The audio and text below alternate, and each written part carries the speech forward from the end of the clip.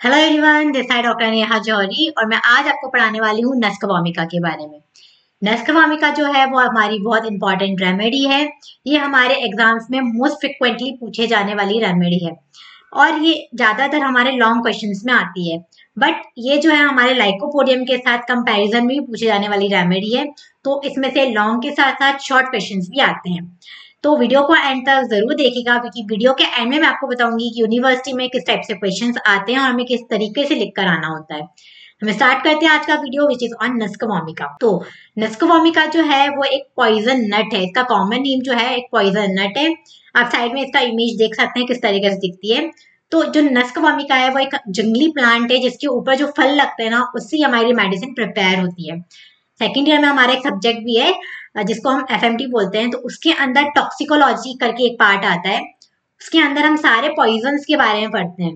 तो वहां पे हम नस्क वोमिका के बारे में भी पढ़ेंगे। उसमें नस्क वोमिका की सारी जो पॉइजनस प्रॉपर्टी है वो बताई जाएगी। बट यहाँ पर हम उसको एज अ मेडिसिनल यूज में ले रहे हैं, मेडिसिन के जैसे यूज कर रहे हैं। तो सबसे पहले इसको डॉक्टर हैनीमन ने प्रूव किया था और उन्होंने ही सबसे पहले जो हमारी नस्क वोमिका थी उसको पोटेंटाइज करके उसकी जो मेडिसिनल प्रॉपर्टी थी उसके बारे में बताया था कि ये किस तरीके से हमारे एज अ मेडिसिन यूज आती है। साथ ही साथ जो हमारी नस्क वोमिका है एक पॉलीक्रस रेमेडी है।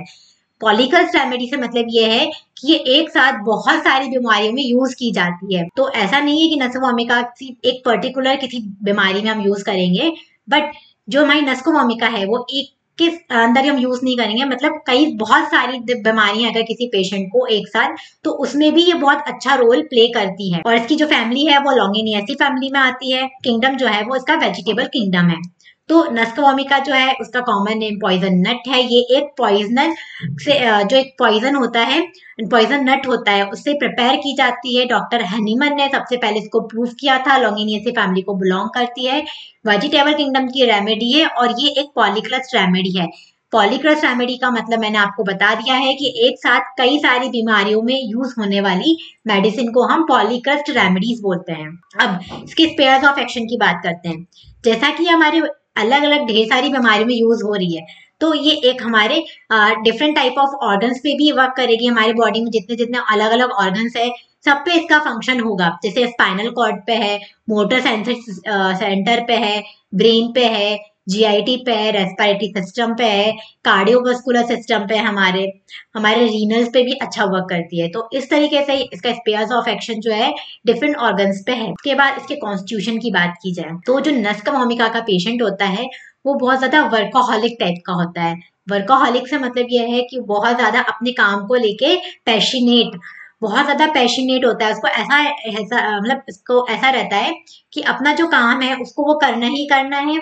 और मतलब दिए हुए टाइमिंग में, ऐसा नहीं कि आज कर लेंगे कल कर लेंगे, अपने काम को टालता नहीं है। अपने काम को लेके इतना पैशनेट होता है कि उसमें उसको बिल्कुल समझ ही नहीं आ रहा कब दिन हो रही है कब रात हो रही है, क्या खाना है क्या पीना है, कब सोना है कब उठना है, उसको कोई होश ही नहीं रहता। पागलों की तरह वो अपने उस पर्टिकुलर काम को कंप्लीट करने में लग जाता है। बिल्कुल अपना टास्क उसको फिक्स रहता है कि नहीं मेरे को ये काम करना है, इतनी देर में करना है और खत्म करना है।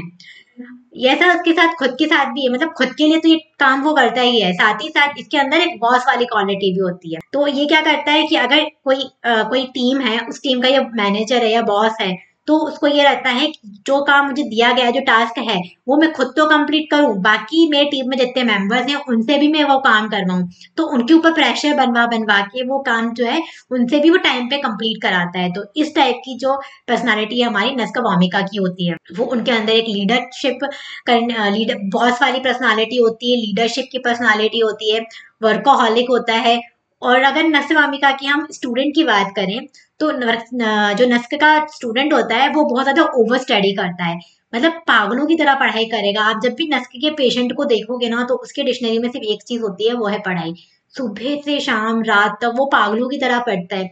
इवन वो इस तरीके से चीजों को लर्न कर लेता है कि उसको जो वो किस बुक से पढ़ रहा है, किस पेज पे पढ़ रहा है, किस पेज नंबर पे पढ़ रहा है, और उस पेज नंबर पे हम कोई पर्टिकुलर लाइन पूछेंगे तो वो लाइन भी बता देगा कि इस लाइन में ये चीज लिखी हुई है। इतना ज्यादा वो जो है उस चीज को लेके पैशनेट होता है कि नहीं मुझे ये काम करना है, मुझे बहुत अच्छे से करना है और अपने दिए हुए टाइमिंग में करना है। उसको टॉपर बनने का रहता है कि मुझे टॉप करना है अपनी क्लास में, यूनिवर्सिटी में। उसका टास्क फिक्स रहता है कि ये मेरा टास्क है, ये मुझे अचीव करना है। तो उसके लिए जो उसका स्टूडेंट होता है नस्क भूमिका का, पागलों की तरह पढ़ता है। एक मेरी क्लास में भी एक लड़की थी, मेरी बैचमेट थी, इवन मेरी बहुत अच्छी फ्रेंड थी, वो ऐसी ही थी। हम उससे मेडिसिन पूछते थे तो वो हमें पूरी मेडिसिन बिल्कुल वर्ड टू वर्ड सुना देती। इवन हम उनसे पेज ही पूछ लेते ना कि बहन इस ये जो चीज है किस पेज पे मिलेगी, हमने पेज नंबर क्या होगा, तो वो भी वो बता देती थी। वो इतना ज्यादा पढ़ती थी और वो पूरे फीचर्स जो थे ना पूरे नस्क वाले ही देती थी, पूरे नस्क के फीचर्स वो शो करती थी। तो ये ओवरऑल हमारी पर्सनालिटी है नस्क मोमिका की। ये नस्क मोमिका का जो पेशेंट है वो बहुत ज्यादा वर्कोहॉलिक होता है और बहुत ज्यादा पैशनेट होता है अपनी चीजों को लेके, अपने काम को लेके। साथ ही साथ जो नस्क का पेशेंट है बहुत ज्यादा थिन होता है, पतला दुबला होता है।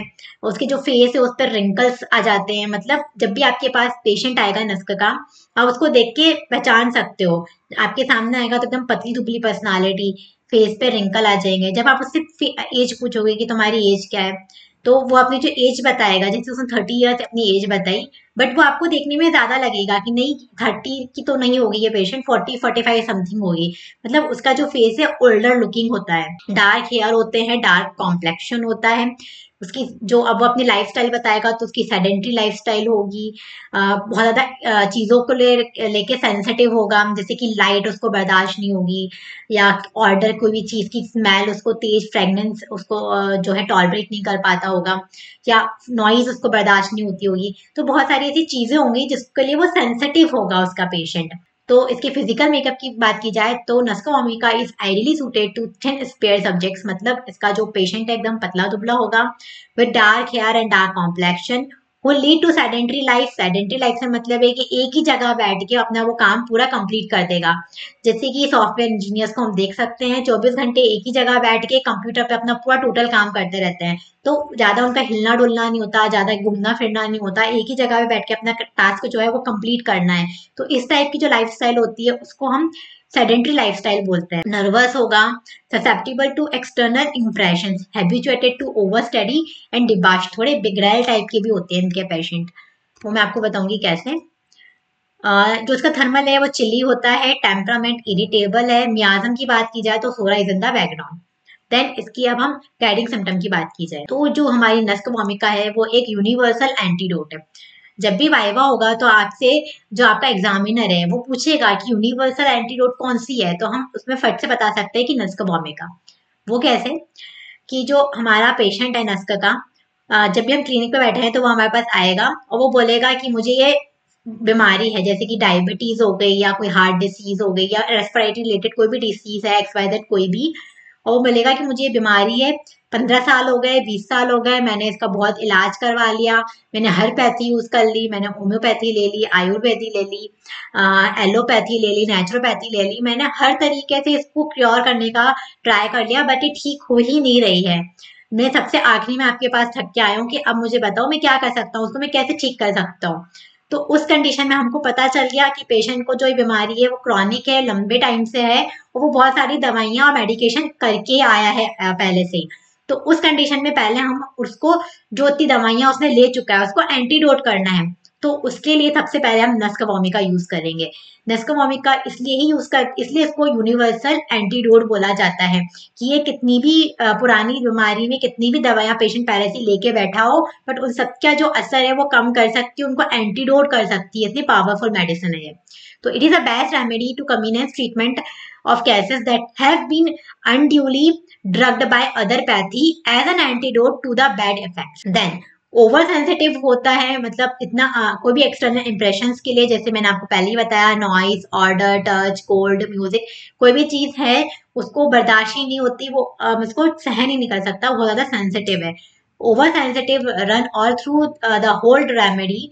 ही is very sensitive to external impression such as light, noise, odour, touch, pain, cold, music etcetera. Debauches of thin, एकदम पतला दुबला होगा, इरिटेबल होगा और नर्वस पर्सनालिटी का होगा। स्लिप, इसकी स्लिप की बात की जाए तो इसका जो रूटीन्स है, क्योंकि ये वर्कोहॉलिक है भैया, इसको टास्क जो है टाइम पे कंप्लीट करना है, तो ना ठीक से खाता पीता है टाइम पे, ना टाइम पे सोता है। इसको उसका कोई भी सोने का या जागने का फिक्स टाइमिंग होता ही नहीं है। कभी इवनिंग में जल्दी सो जाएगा, इसको डिजायर होती है जल्दी सोने की। कभी ऐसा रहता है कि नहीं, इसको रात तक काम कर रहा है, अर्ली मॉर्निंग सो रहा है, या फिर पूरा दिन सोकर पूरा दिन पूरी रात सो के पूरा दिन पागलों की तरह काम करेगा। तो इस टाइप की जो एक पर्सनालिटी होती है। तो sleep there irresistible desire to sleep in the evening. रात इवनिंग के टाइम, शाम के टाइम उसको ऐसा लगता है कि मैं थोड़ा सो लूं, थोड़ा पावर नैप ले लूं, तो रात में मैं इजीली अपने काम को जो वो कर सकता हूँ। तो रात में शाम के टाइम में इसको सोने की जो है डिजायर रहती है। Can not keep falling asleep while setting or reading even hours before bedtime, and consequently the patient is compelled to retire and sleep. उसको ब्रेन फैग होता है, फुल ऑफ स्टेरिकल मैनिफेस्टेशन रहते हैं। मतलब दिक्कतें हैं, पर दिक्कतें वो बहुत ज्यादा बढ़ा चढ़ा के दिखाएगा, तो स्टेरिकल मैनिफेस्टेशन में भी आएगा। फिर आता है great tendency to take cold and aversion to cold air. उसको ठंडी चीजें चाहिए भी, पर ठंडी हवा से उसको एवर्जन है। मतलब ठंडी चीजें लेने में, कोई भी ठंडी चीज खाने पीने में उसको दिक्कत नहीं है, पर जो ठंडी हवा है वो उसको बर्दाश्त नहीं होती। ठंडी हवा से उसको एवर्जन होता है। Patient is compelled to close the door. Patient क्या करता है, अपनी खिड़की दरवाजे के पास जाता है, उनको बंद कर देता है और अपने आप को एकदम किसी भी चीज से कवर कर लेगा, कंबल से या मोटे मोटे कपड़े पहन लेगा, अपने आप को कवर अप करके रखता है। तो patient is compelled to close the doors and windows and cover up the body. Then patients को जो कन्वर्शंस आते हैं, तो उस टाइम पे क्या होता है, वो कॉन्शियस होते हैं बहुत। मतलब जब भी कन्वर्शंस आते हैं, नॉर्मली पेशेंट जो है कॉन्शियस नहीं रहते, वो कॉन्शियस स्टेट में नहीं रहते। बट नस्क वामिका के पेशेंट को अगर कन्वर्शंस आएंगे, जैसे इपिलिप्टिक स्पार्ट्स में आ गया, या फिर इपिलिप्सी हो गई, तो मिल्की के दौरे पड़ना जिसको हम बोलते हैं, तो उस टाइम पे भी कन्वर्शंस आते हैं उनकी बॉडी में। तो उस दौरान जो पेशेंट है वो कॉन्शियस होगा, उसको पता होगा उसके साथ क्या हो रहा है क्या नहीं हो रहा, वो पूरी तरीके से होश में रहेगा। और ये सही सेम जो सिम्टम है हमारे स्ट्रेमोनियम का भी है। और सारी दिक्कतें जो है उसकी वर्स हो जाती है टच से, मूवमेंट से, लाइट एंड ऑर्डर से। देन इसको स्टूल और यूरिन पास फ्रिक्वेंटली पास करेगा, बट फ्रिक्वेंटली पास करने के बाद भी उसको ऐसा नहीं लगेगा कि उसका पेट जो है वो प्रॉपर साफ हुआ है। तो वो बार बार अपना पेट उसका जो है वो साफ होगा, उसको बार बार डिजायर होगी स्टूल पास करने की, बट थोड़ा थोड़ा ये स्टूल पास होगा, एक बार में पूरी तरीके से इसका पेट साफ नहीं होगा। Frequent and ineffectual desire for stool and urine, colchicum जैसा बिल्कुल, pass small quantity each time. तो हर बार वो थोड़ा थोड़ा इसका स्टूल जो है वो पास होगा विद टेम्परेरी रिलीफ। उसको जब भी वो थोड़ा बहुत भी स्टूल पास कर लेगा, उसको रिलीफ मिल जाएगा, तो वो टेम्परेरी रिलीफ मिलता है उसको। But and satisfaction with digestive disturbance, portal congestion and hepatic troubles. Then जैसा कि मैंने आपको बताया कि जो हमारा नस्क वामिका का पेशेंट है, वो बहुत ज्यादा वर्कोहॉलिक है। तो वर्कोहॉलिक होने की वजह से उसको कोई भी चीज जो है फिक्स्ड नहीं होती, कि वो ब्रेकफास्ट टाइम पे नहीं करता है, लंच टाइम पे नहीं करेगा, सोएगा टाइम पे नहीं। तो उसकी जो हैबिट्स हैं वो बिगड़ी हुई रहती हैं, किसी भी कोई भी चीज जो है प्रॉपर फिक्स टाइम पे नहीं होती। तो इस तरीके के पेशेंट्स को डाइजेस्टिव रिलेटेड इश्यूज जो है वो बहुत ज्यादा देखने को मिलते हैं। जैसे हाइपर गैस एसिडिटी हो गई, ब्लॉटिंग ज्यादा होती है इन ऐसे पेशेंट्स को, हाँ, और कॉन्स्टिपेशन की दिक्कतें भी बहुत ज्यादा होती है। तो ऐसे पेशेंट्स क्या करते हैं, अगर लंबे समय तक उनको गैस्ट्रिक प्रॉब्लम है और अगर कॉन्स्टिपेशन बना हुआ है, तो वो अपने पेट को साफ करने के लिए चूरन वगैरह यूज करने लगते हैं। तो उसकी वजह से क्या होता है, उनका जो बाउल मूवमेंट है वो प्रॉपर वर्क नहीं करता। प्रॉपर वर्क ना करने की वजह से उनको कॉन्स्टिपेशन होता है। तो उनके जो पेरिस्टाल्टिक मूवमेंट है, हम उसकी जो पेट के और इंटेस्टाइनल ट्रैक्ट के, वो ठीक से वर्क नहीं करते, उसकी वजह से उनको कॉन्स्टिपेशन होगा। Constipation due to irregular peristalsis of intestinal tract, there is lack of balance. Then उनको स्टिमुलेंट्स की डिजायर होगी, पंजेंट चीजों की डिजायर होगी, बिटर थिंग्स की डिजायर होगी, अल्कोहल एंड फैट फूड्स की डिजायर रहती है। उनको जो पेशेंट वर्कोहॉलिक है, तो उसको कोई भी होश ही नहीं रह रहा कि वो क्या कहाँ खा रहा है, कब खा रहा है, कैसे खा रहा है। उनको तो ये रहता है फटाफट मुझे जो मिल रहा है मैं खा लूं, पी लूं, अपने काम में लग जाऊं। तो उनका कुछ खाने पीने का फिक्स नहीं रहता, क्योंकि वो इतना ज्यादा वर्क करते हैं, इतना वर्कोहॉलिक होते हैं। तो अपने आप को एक्टिव रखने के लिए बहुत ज्यादा उनको अल्कोहल की डिजायर रहती है। अल्कोहल, स्मोकिंग, टबैको, इन सब चीजों से एनर्जी मिलती है एक तरीके से उन लोगों को। तो इन सब चीजों की उनको डिजायर्स रहती है। तो इसलिए स्टार्टिंग में इसमें लिखा था कि थोड़ा डिबाज टाइप के होते हैं, मतलब थोड़े से बिगड़ैल टाइप के भी होते हैं। अवर्जन टू ब्रेड, इसको ब्रेड से अवर्जन है, वाटर, कॉफी, टबैको और ordinary food food and drink से अवर्जन होता है, दिक्कतें होती हैं। अब ये तो हमारे गाइडिंग सिम्टम्स हो गए। हम बात करते हैं इसके मेंटल सिम्टम्स की कि इसका माइंड जो है वो किस तरीके का होगा। तो जो हमारा नस्कर का पेशेंट है बहुत ज्यादा इरिटेबल होता है, फास्टिडियस होता है। फास्टिडियस कैसे, जैसे कि कोई भी काम कर रहा है तो वर्कोहॉलिक है, तो टाइम पे करना है, उसको टाइम पे खत्म करना है, प्रॉपर सिस्टमेटिक होना चाहिए, टास्क उसका टाइम पे कंप्लीट होना चाहिए। तो इस तरीके से वो फास्टिडियस हो गया। जो अगर कोई क्योंकि वो वर्कोहॉलिक है, अपना काम फास्टिडियस है, अपना काम वक्त पे कर रहा है, टास्क को पूरा कर रहा है, अच्छे से करने की कोशिश कर रहा है, लेकिन उसके बावजूद भी जो टास्क है वो उसका वो सेम टास्क कोई और उससे बेटर तरीके से करके दे दे और अच्छे तरीके से करके देगा तो उसको जेलसी होने लगती है। तो एक जेलसी कैरेक्टर भी है इसके अंदर। वायरलसम, गुस्सेल होता है बहुत ज्यादा, spiteful and malicious. Then nervous personality है, मेलिनोकोलिक होता है, थोड़ा उदास टाइप का, सैड टाइप का होता है। इम्पेशेंट होता है, उसको जो काम अभी करना है अभी करना है, खुद भी करेगा तो हड़बड़ी में तुरंत में करेगा, दूसरों से भी करवाना है तो उसके पीछे ही पड़ जाएगा कि नहीं तू तो अभी करके दे मुझे। तो थोड़ा इम्पेशेंट टाइप की पर्सनालिटी है। डिस्पोज टू एंगर, अगर उसका कोई बात नहीं सुनता, काम नहीं करके देता तो उसको गुस्सा आ जाता है, बहुत ज्यादा इरिटेट होने लगता है। और ईगोस्टिक पर्सनालिटी होती है, बहुत ज्यादा एंजाइटी होती है इसको, इरिटेबिलिटी होती है, मतलब अपने काम को लेके इतना ज्यादा इरिटेबल हो जाएगा ना कभी कभी वो, तो कि उसको ऐसा लगता है कि अब तो बस हो गया, अब तो मैं मर जाता हूँ, और वो सुसाइड कमिट करने के बारे में सोचने लगता है। बट वो मर भी नहीं पाता, उसको डर लगता है मरने से। तो anxiety and irritable with incline to commit suicide, prevail through the patient is afraid to die, मतलब सुसाइड करना भी है बट वो मरने से डरता भी है। वांट टू बी अलोन, उसको अकेले रहने की डिजायर होती है। सेम हमारा जो कैरेक्टर है हमारे इग्निशिया में भी है, जैसीमियम में भी और सीपिया में भी है। इजिली बिकम एंग्री, आसानी से गुस्सा हो जाता है। एट एवरी सिली मैटर्स, छोटी छोटी चीजों को लेके, छोटी छोटी बातों पे लेके। ट्रिफलिंग एलिमेंट्स अनबियरेबल, मतलब कोई भी चीज जो है अगर गुस्सा आ जाता है ना तो वो उसको कंट्रोल नहीं कर पाता, मतलब इस हद तक हो जाता है ना चिड़चिड़ा गुस्सा कि वो दूसरे को मारने तक पे तुल जाता है। तो इतना ज्यादा वो इरिटेबल और गुस्सेल टाइप की पर्सनालिटी है। देन इल ह्यूमर्ड होता है, कोशिश करता है कि कैसे ना कैसे करके सामने वाले के काम में गलती निकाल ही दे, सामने वाले के कामों में गलती निकालेगा और उसके बाद फिर उनके ऊपर चिल्लाएगा।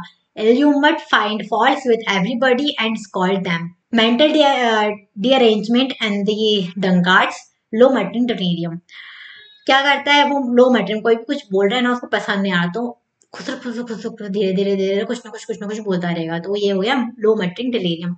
ये जो लो मेट्रिक डिलीरियम है हमारे ब्रायोनिया एल्बा के अंदर भी देखने को मिलता है, तो यहाँ कंपैरिजन में आती है हमारी Bryonia alba. Then element from की बात की जाए तो इसको alcohol, tobacco, coffee, quinine, taking high spice season food, irregular diet, over eating, sexual excess, long continued mental exertion, sedentary habits, wants of exercise, loss of sleep और exposure to cold, इन सब चीजों से दिक्कतें होती हैं। अब मॉडलिटीज की बात की जाए तो एग्रावेशन उसको मॉर्निंग में होगा, walking at 4 AM, by mental exertion, after eating और over eating, after eating and over eating, touch, noise, anger, spices during dry weather and in cold weather, इन सब चीजों से उसको एग्रावेशन में दिक्कतें होंगी। एम्ब्यूरेशन, उसको आराम मिलेगा इवनिंग में, वाइल एट रेस्ट, जब वो आराम करेगा, लाइंग डाउन, जब वो सीधा सो जाएगा, and in damp wet weather, इन सब चीजों से उनको आराम मिलता है। देन नस्फोमिका को हमको लर्न कैसे करना है उसका मैं आपको निमोनिक्स देती हूँ। सबसे पहले नस्फोमिका स्पेलिंग से ही हम इसके पूरे मेंटल सिम्टम्स को लर्न कर सकते हैं। यदि आपके पास टाइम नहीं है, आपके एग्जाम्स बहुत पास हैं, आपको कल एग्जाम देने जाना है, नस्फोमिका को पढ़ने का टाइम नहीं है बहुत ज्यादा, तो आप इस ट्रिक को याद कर सकते हैं। बस इस ट्रिक से आप पूरी जो रेमेडी है इसको प्रिपेयर करके लिख सकते हैं। तो एंड फॉर नर्वस यू से अनकॉन्शियस फ्रॉम ऑर्डर, एक्स से एक्स फॉल्ट, फॉल्ट फाइंडिंग, जो मैंने आपको बताया था ना अभी मेंटल सिम्टम्स में, बस वही चीज कि दूसरों की गलतियां निकालना और फिर उनके बाद उनको चिल्लाना। वी से वायलेंट, ओ से ऑब्स्टिनेट, बहुत ज्यादा जिद्दी है। एम से लो मटरिंग डिलीरियम, तो मटरिंग। आई से इम्पेशेंट है। सी से कंसंट्रेशन डिफिकल्ट। ए से एंगर। देन इसका एक नाम और है, वो है हमारा पॉइजन नट। तो पॉइजन नट से हम इसकी गाइडिंग सिम्टम्स को याद रखेंगे। पी से पेरिस्टाल्टिक कंडीशन, ओ से सॉरी पैरालाइटिक कंडीशन, ओ से ओवर सेंसिटिवनेस, आई से ineffectual desire for stool, S से स्लीप, ओ से over sensitive to cold, N से नर्वस टेम्परामेंट, यू से यूनिवर्सल एंटीडोज, एंड टी से ट्रैवलिंग। तो ये हो गया हमारे नस्को ओमेगा के बारे में। यदि टाइम नहीं है तो आप इसकी शॉर्ट ट्रिक से उसको पूरा लर्न कर सकते हैं। अब मैं आपको बताती हूँ कि यूनिवर्सिटी में किस टाइप से क्वेश्चंस आएंगे और हमें किस तरीके से लिख कर आना है। जैसा कि मैंने वीडियो की स्टार्टिंग में ही आपको बता दिया था, नस्को वोमिका जो है एक बहुत इंपॉर्टेंट रेमेडी है और डायरेक्ट यहाँ से इसकी डीपी पूछी जाती है। आपको पूरा सीधा पूरा डीपी लिखने के लिए दे दिया जाएगा। तो डीपी आप सबको पता है, अगर आपने मेरी प्रीवियस वीडियोस देखी है तो आप सबको पता है कि डीपी कैसे लिखी जाती है। तो डीपी में क्या करना है, इसका जनरल इंट्रोडक्शन देना है, common name, prover, family, kingdom सब लिख कर आना है, कि पूरे स्पेयर्स ऑफ एक्शन लिखना है, कॉन्स्टिट्यूशन लिखना है जिसमें फिजिकल मेकअप आएगा, थर्मल्स आएंगे, टेम्परेचर, मियाज्म आएगा। गाइडिंग के 5 सिम्टम्स दे दोगे बहुत हो जाए, बहुत है। माइंड के 5 सिम्टम्स लिख दो, बहुत है। एलिमेंट्स फ्रॉम लिख दो, एलिमेंट्स फ्रॉम में इसको किन किन चीजों दिक्कत है 4-5 नाम लिख दो। मॉडलिटीज में एग्रावेशन, एम्लियोरेशन लिख दो और पर्टिकुलर्स लिख कर आना है। तो पर्टिकुलर्स में आप इसकी जीआईडी बहुत आराम से लिख सकते हैं, तो इसकी जीआईडी लिख कर आ जाए। इसके अलावा मैंने आप अगर गाइडिंग अच्छे से लर्न करके जाएंगे ना तो गाइडिंग से ही आप इसके पर्टिकुलर्स बना सकते हैं। बाकी ये वीडियो बहुत ज़्यादा लेंथी हो जाता है तो मैंने इसके पर्टिकुलर्स का जो है अलग से एक वीडियो बनाऊंगी, उसमें आपको उसके पूरे पर्टिकुलर्स के बारे में बताऊंगी। तो उसमें से आपको जो पसंद आए, आपको जो लिख कर आना है, कोई भी 1 या 2 पर्टिकुलर्स का पॉइंट उसमें डाल देना, तो आपकी जो पूरी डीपी है, ड्रग पिक्चर है, वो प्रिपेयर हो जाएगी। और यदि आपको मेरे नोट्स चाहिए तो आपको ये लिखने में बिल्कुल अपने टाइम वेस्ट करने की जरूरत नहीं है, जैसा कि एग्जाम्स बहुत पास हैं। तो इसके लिए मैं एक पूरी मॉड्यूल प्रिपेयर कर रही हूँ, अभी काम चल रहा है मॉड्यूल के ऊपर। तो जैसे ही मॉडल प्रिपेयर होती है वो मार्केट में हम लॉन्च कर दूंगी, तो आप उससे इजीली इसको पूरा पढ़ सकते हैं। मेरी मॉड्यूल के अंदर बहुत सारी चीजें मैं एडिशनल भी ऐड करूंगी, जिसके अंदर पूरा जनरल भी बताऊंगी, मेडिसिन को लर्न करने का ट्रिक्स भी दूंगी, निमोनिक्स, यहाँ जो निमोनिक्स है उसके अलावा भी कुछ डिफरेंट निमोनिक्स भी मिलेंगे आपको, और बहुत सारी एडिशनल चीजें मिलेंगी जिससे आप मेडिसिन को बहुत जल्दी लर्न कर सकते हैं और समझ सकते हैं। तो आप यदि चाहें तो मेरी वो मॉड्यूल बाय कर सकते हैं लॉन्च होने के बाद। यदि आपको मेरी वीडियो पसंद आई है तो लाइक करें, सब्सक्राइब करें। Thank you.